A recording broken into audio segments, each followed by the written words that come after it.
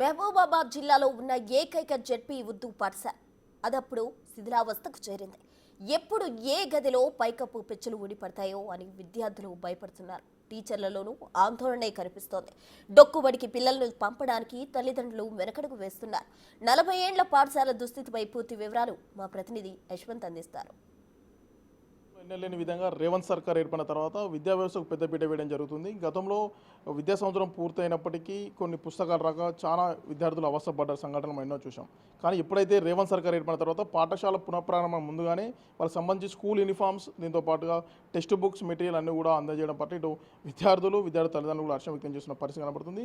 Professor Jayashankar బడిపడ్డ కార్యక్రమంలో భాగంగా కూడా ప్రభుత్వ పాఠశాలలో అడ్మిషన్ సంఖ్య గణనీయంగా పెరుగుతుంది. ఇదంతా ఓవైపు అయితే కొన్ని పాఠశాలలు మాత్రం వాటి కొన్ని దుస్థితి మాకు ఘోరంగా ఉంది. కొన్ని పైకప్పులన్నీ కూడా ఊడిపోతున్నాయి. పిల్లలు బయటికి రావాలంటే కూడా జంకుతున్న పరిస్థితి కనబడుతుంది. మహబూబాబాద్ జిల్లా కేంద్రంలో ఉన్న ఏకైక ఉర్దూ పాఠశాల, జిల్లా ప్రజా పరిషత్ పాఠశాల పరిస్థితి చూస్తే ప్రతి ఒక్కరు కూడా కన్నీరు పెట్టుకోవాల్సిన పరిస్థితి ఏర్పడింది. ప్రస్తుతం మనం రామాస్ జిల్లా ప్రజా పరిషత్ పాఠశాలలో ఉన్నాము. చూసుకోవచ్చు విజువల్లో ఈ తరగతి గది మొత్తం కూడా పెచ్చులు ఊడిపోయి కింద పడుతుంది. పిల్లలు చదువుకుంటున్నప్పుడు కానీ, ఉపాధ్యాయులు పాఠాలు బోధిస్తున్నప్పుడు కానీ భయంగా ఇటు ఉపాధ్యాయులు కానీ ఇటు పిల్లలు కానీ ఆందోళన చెందాల్సిన పరిస్థితి కనబడుతుంది. పైనుంచి ఎప్పుడు ఏం పడతాయని కూడా మొత్తం కూడా ఆందోళనకరమైన పరిస్థితి కనబడింది. మొత్తం తరగతి గదిలో వర్షాకాలం అయితే నీళ్లు కూర్చు ఉంటాయి. దీంతో పాటుగా ఎక్కడైతే పాఠశాల తరగతి గదిలోతో పాటుగా ఇటు వరండా కూడా పరుగులు తీయాల్సిన పరిస్థితి ఏర్పడిందని కూడా ఇటు విద్యార్థులు, ఉపాధ్యాయులు కూడా స్థానికులు చెప్తున్నారు. అయితే ఈ పాఠశాల దుస్థితి చూసిన విద్యార్థుల తండ్రులు కూడా ఈ పాఠశాలకు రావాలంటే కూడా భయాందోళన చెందుతున్న పరిస్థితి కనబడుతుంది. పిల్లలు కూడా పాఠశాల పంపాలంటే ప్రమాదం జరుగుతుంది. పైనుంచి పెచ్చులు ఊడిపడడం వల్ల గాయాలు అవుతాయని కూడా ఇటు విద్యార్థుల తల్లిదండ్రులు చెప్తున్నారు. అయితే మొత్తానికి జిల్లాలో ఏకైక ఉర్దూ పాఠశాల 6th నుండి 10th వరకు ఉంది. సుమారుగా 60 నుండి 70 మంది విద్యార్థులు ఉన్న ఈ పాఠశాలలో క్రమంగా కూడా రోజుకు విద్యార్థుల సంఖ్య తగ్గుతుందని కూడా వీటికి సంబంధించిన కొంతమంది తల్లిదండ్రులు కావచ్చు, పేరెంట్స్ కావచ్చు ఇటు ఆందోళన వ్యక్తం చేస్తున్న పరిస్థితి కనబడుతుంది. అయితే రేవంత్ సర్కార్ ఏర్పడిన తర్వాత ప్రభుత్వ పాఠశాలలకు వైపు పెద్దపీట వేస్తున్న తరుణంలో ఇలా పాఠశాలలో ఉర్దూ మీడియా లాంటి పాఠశాలలు శిథిలావస్థలో ఉన్నాయి. సుమారు 40 ఏళ్ల కాలం నాటి పాఠశాల కూలిపోవడానికి శిథిలావస్థ చేరుకుంది.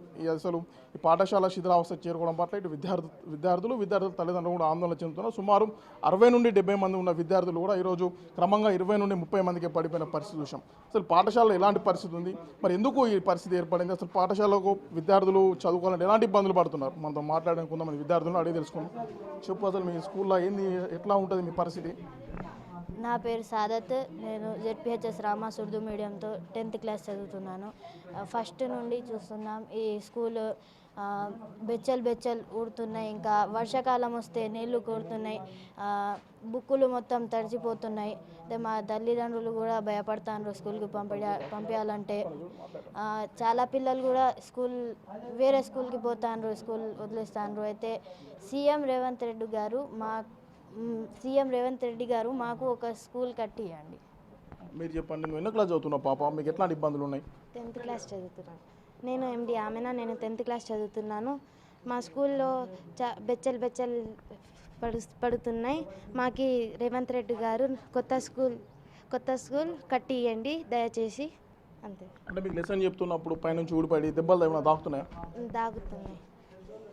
మొత్తానికి ఏదైతే పురాతనమైన సుమారు 40 సంవత్సరాలు ఉన్న ఈ ఉర్దూ మీడియం పాఠశాలలో ఇబ్బందులు పడుతున్నాం, ఇటు ఉపాధ్యాయులతో పాటు ఇటు విద్యార్థులు అవసరాలు పడుతున్నారని చెప్తున్నారు. ముఖ్యంగా ఉర్దూ మీడియం జిల్లాలో ఏకైక ఒకటే పాఠశాల ఉండడం, ఇలాంటి దుస్థితి ఉండడం, పురావస్తు దీనస్థితిలో ఉండడం పట్ల కూడా ఇటు విద్యార్థులు చదువుకోవాలంటే ఇబ్బందులు పడుతున్నామని కూడా విద్యార్థులు చెప్తున్న పరిస్థితి కనబడుతుంది. వీడియో జర్నలిస్ట్ వీరేందర్తో యశ్వంత్, బిగ్ టీవీ, మహబూబ్.